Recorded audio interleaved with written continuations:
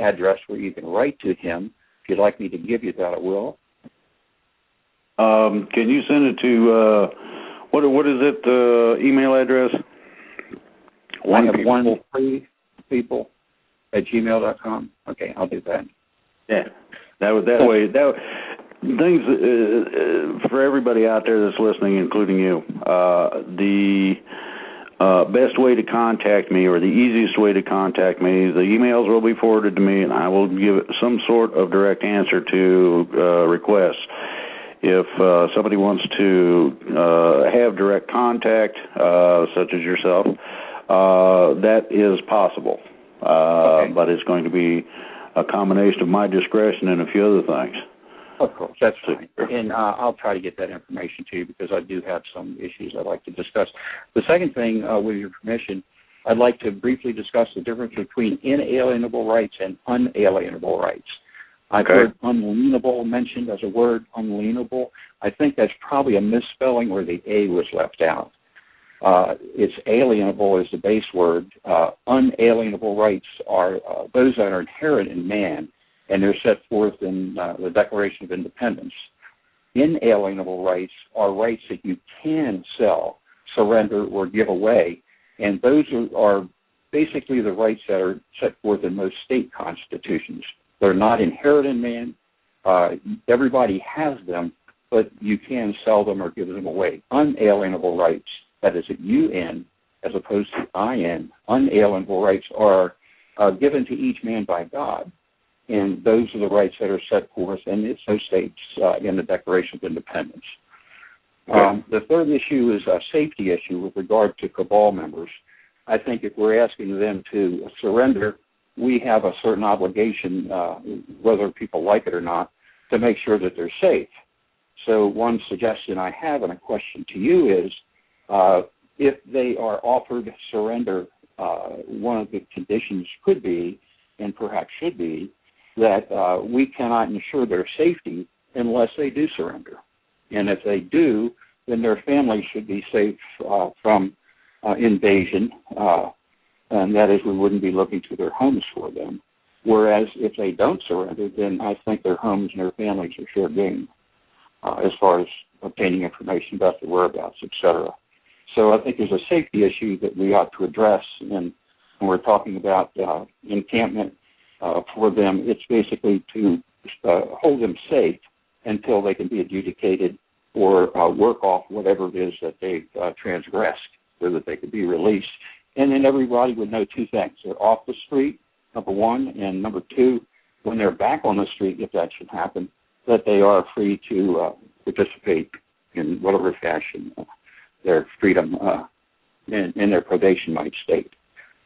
And the final thing is, I guess it's a personal issue for me, is I've heard about the bar and bar exams, etc. You and I know, Drake, because I'm a Vietnam veteran. I was there both before and after you. A little bit older than you by an age too. And BAR means Browning Automatic Rifle, does it not? Yes, it does. And it may be British registry or something in England, but it sure the heck is not here. I've been a member of the Virginia State Bar for 27 years, and it's the bar refers to the railing or the bar in the front of the courtroom. And if you're a member of the bar, that means that you can, if the courtroom's full, sit up on the other side of it, and that's the meaning of it. It means nothing about Britain or registries or anything else. Many retired veterans and other people who are great patriots and also are lawyers.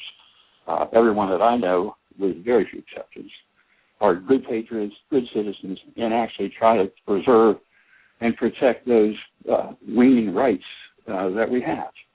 And they try to do good work for their opponents. So I would appreciate the attacks on attorneys and lawyers and the Bar Association, people knocking off. And that's what I have to tell you about, and I appreciate the time and your patience. Thank you. And love and brotherhood to all. You're very welcome. Now, first of all, I want to make a couple of things clear. One of those is that the cabal personnel will be escorted if they surrender. Their families will be seen to in terms of their safety. This is something that has come up as an issue. This is where militia members can come in very handily, because you can take a couple of people or a person, a couple of kids, and disappear them into another household if that's necessary. Secondly, the gist of this is a peaceful transition. The idea being that you don't shoot everybody and that sort of thing. It's not necessary to have a shooting war. Okay, the third part of this is that the original organic 13th Amendment stipulates titles of nobility.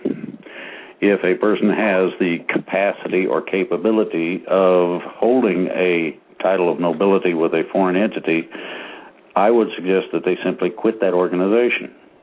This rectifies the problem. That does not have anything to do with the capability of that person to practice law or be a litigant.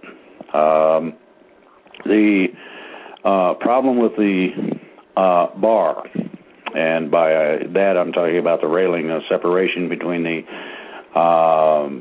ruling and the non-ruling portions of a court, and the fact of the fringed flag and all these sorts of things are to be rectified at the point where we go back to common law.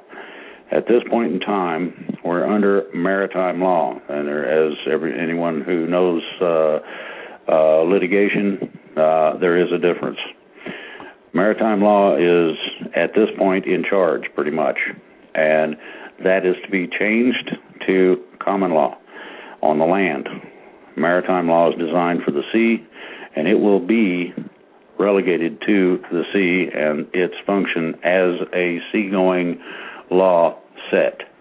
These are just bases and basics that I have come across. Now, the paperwork that was submitted through the first project stipulates the inclusion of the 13th Amendment, which I agree with.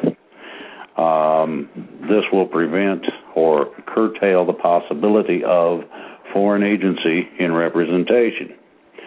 Now, as far as NESARA goes, I have communication in front of me from the White House that stipulates that NESARA does not exist. It was never passed, it's never been presented, and the president don't like it because it's got a national sales tax, and et cetera, et cetera. The problem is in terms of finding NESARA is very simple.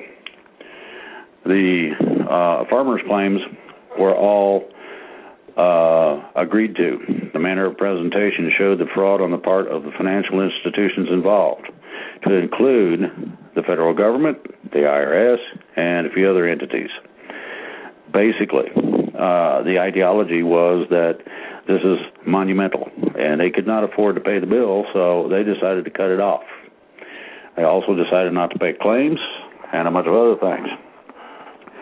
Then the records were expunged of its existence.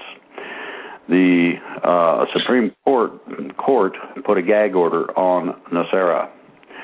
I do know, I found out in the last couple of weeks that there are copies of the original NESARA within the hands of some of the trusted military. What this means is that this thing will be brought out into the open whether anybody likes it or not. Now, our position is very simple. They're done. They know this, and they're trying to negotiate a settlement. The settlement right now is an unconditional surrender, and yet a condition is given that we will not stoop to their level and simply execute everybody, but we will hold them to the letter of the law. All those violations will be cumulative, and I don't care if there's 400 of them, doesn't matter to me if you get 1,000 years in jail. But those people who are not guilty of any wrongdoing will be set free. They will be given paperwork that states so. This will be announced publicly. This man is not guilty. He didn't have any part in this. We scooped him up because he was associated with some people that were dirty. That's the differential. And I want everybody to understand, don't go after people's families. Don't go after relatives of these people. 9 times out of 10 are families, and the people that are relatives, most of them anyway, are not necessarily involved. In a lot of cases, they are. This will be found out, and it will be brought forth publicly. Everybody will know. This is why I'm offering the surrender tomorrow. It's supposed to be an extraordinary day. Cobra says funny things are supposed to happen, and other funny things are to take place. Now, my suggestion is that there are several ways to go about that surrender. I would suggest military bases. That would be a good place. One good place to go. Another would be a local sheriff. A third place would be to turn yourself over to a known local militia. Now, a lot of people don't consider that as part of the community service of a militia, but it is. I need to shut down, so I'm giving you an instruction. You're shutting down what? Whoops, sorry. So, you know, in terms of the difference between what bar attorneys, American Bar Association, etc., has to do with anything, I'm going to suggest that due to the guilt by association, that we do away with the bar as such. Now, passing the bar, I understand, has been a tradition for many years. I will suggest that we make a simple change in the name of it, where you end up in the same place, and that we do away with American Bar Association and or bar in general, so that people do not equate it with being evil. This will abdicate a lot of people from the problems that go along with that. And as I said, the 13th Amendment is a part of the paperwork. It was insisted upon by just about everybody unanimously. There was one dissent. Personally, I see it as a good thing, not a bad thing, and there can be provision made. Now, this paperwork that we submitted has one little caveat that goes with it. And that little additive is that everything that we submitted is amendable to include the Constitution. So we'll see what kind of things we end up with in terms of what people really want to do. And okay. Just, you know, that's my sense of this is twofold. First of all, we got to restructure our government. Supposedly, we're going to have a lot of help with that. Secondly, we're going to have 24/7 voting. There goes some jobs. Third, we're going to have the participation of just about every person that can stand, and some who can't. I don't give preference one way or the other to anybody in particular in light of what you can do. If you can do what you can do, and it don't matter if you're in a wheelchair, then it don't matter. There you go. Here, we need you to do this. It don't matter if a person has lost portions of their anatomy on the battlefield as to what their capability is in terms of being productive. There are some people who are truly disabled. Unfortunately, I got in a situation where I truly got disabled. I didn't. It wasn't my choice, and it wasn't by an act of aggression on the battlefield. I got a disease that just about killed me. A lot of people have been wounded or otherwise impaired. I'm going to start trying to put together a civilian assistance program for all of the people who feel like they need some assistance, and the Department of Veterans Affairs are refusing them any assistance at all. One of the areas that we will attend to is post-traumatic stress disorder. Another one is to allow people to have the capability and access to proper rehabilitation if they have certain limitations that they need to overcome. This will come up